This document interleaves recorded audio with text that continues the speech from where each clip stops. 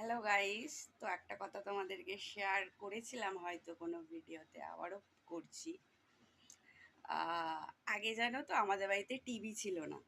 জানো, আমাদের বাড়িতে আগে টিভি ছিল না।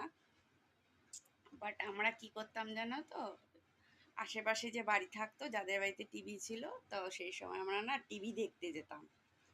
জানো তো, টিভি দেখতে যেতাম। আর আমাদেরকে না টিভিটা দেখলে না বন্ধ করে দিত। কোনো কোনো বাড়িতে বন্ধ করে দিত, কোনো কোনো বাড়িতে আবার কি করতো জানো, মানে ধরো টিভিটা চলছে, আহ, বলছে কি চলে যা, ঠিক আছে চলে যা। অথচ তাদের বাড়িতে যদি কোনো অনুষ্ঠান হতো, কিছু হতো, সে আমাদেরকে যেন ডেকে ডেকে ডেকে ডেকে সে পাগল করে দিচ্ছে, পাগল পাগল যাকে বলে।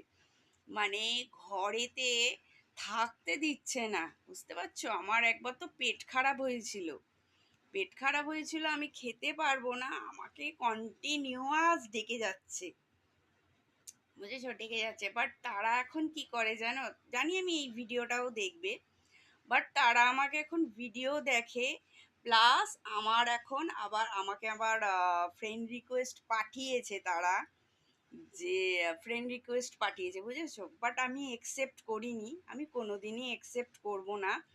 কারণ তোমাদেরকে বলি, আমার বাবাই তাদের সাথে বারণ করে দিয়েছে যে তাদের কোনো আহ, কিছুতে তুই পাশে তাদের দাঁড়াবি না কোনোদিনও, কোনোদিনও তাদেরকে কোনো একসেপ্ট করবি না, ঠিক আছে? কেননা আমার বাবা হয়তো কিছু কিছু জিনিস বুঝতো, বুঝেছো, কিছু কিছু জিনিস বুঝতো বলেই, মানে ব্যাড জিনিসটাই বেশি বুঝতো। তো ইনি একজন সরকারি লোক ছিলেন যেহেতু, বাবার সাহেবরা বাবাকে স্যার বলতো, ঠিক আছে? বাবার থেকে যেসব উপরে মহলের সব লোকেরা আসতো, ঠিক আছে, বাবাকে স্যার বলছে, বুঝতে পারছো, বাবাকে স্যার বলছে, তাহলে আর কি বলবো, বুঝতে পারছো?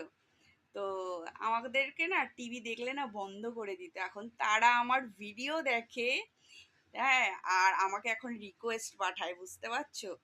কি বলবে বলো এবার তোমরা, তোমরাই কমেন্ট করে জানিও তোমাদের সঙ্গে এরকম হয়েছে?